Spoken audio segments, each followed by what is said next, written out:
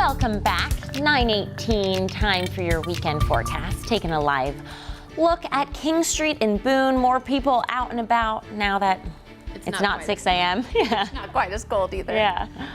This morning, Boone was at 34, so some frost. Thankfully, those folks are starting to warm up, but I know we're both cold-natured, so I feel like we would be dying still because 38 is the current temperature.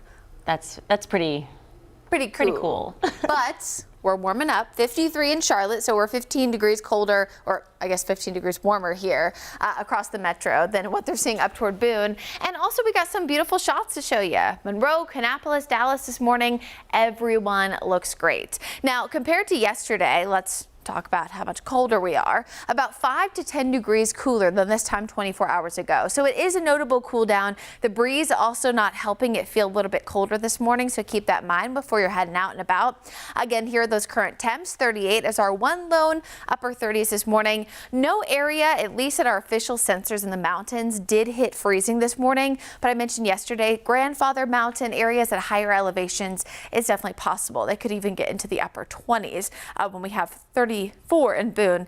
It's definitely a possibility.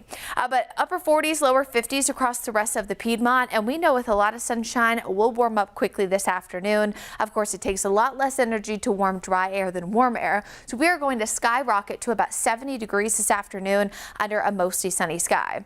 Now, there are two main things I want everyone to take away from this Bank of America Panthers forecast. First things first is that the 7 p.m. sunsets are no more. They're all before 7 until next March. So temperatures are going to fall off very quickly once, of course, the sun starts to set over the horizon.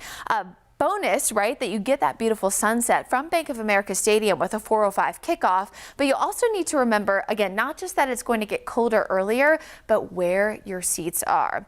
We're in that pattern where it's cold in the morning and then we get a really nice warm up in the afternoon. So if you're going to be in full sunshine for the majority of the game, you could add about 5 to 10 degrees to what we're feeling like. Again, that high around 70.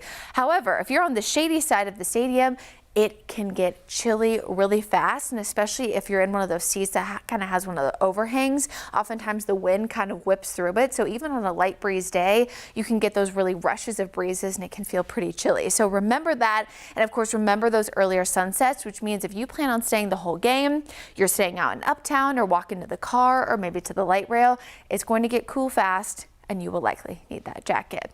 Again, the sunset at about 6:58 there, and that's going to set to the west. Now, today looks great. We see a nice little warm up this upcoming week. That'll all be ahead of our next cold front. This is going to bring a small chance of rain Wednesday, but pretty consistent this morning. That Thursday really looks to be the wettest day of the upcoming week. Mid-70s still with off and on cloud cover and off and on showers Thursday. That should dry us out as we head toward the end of this upcoming week.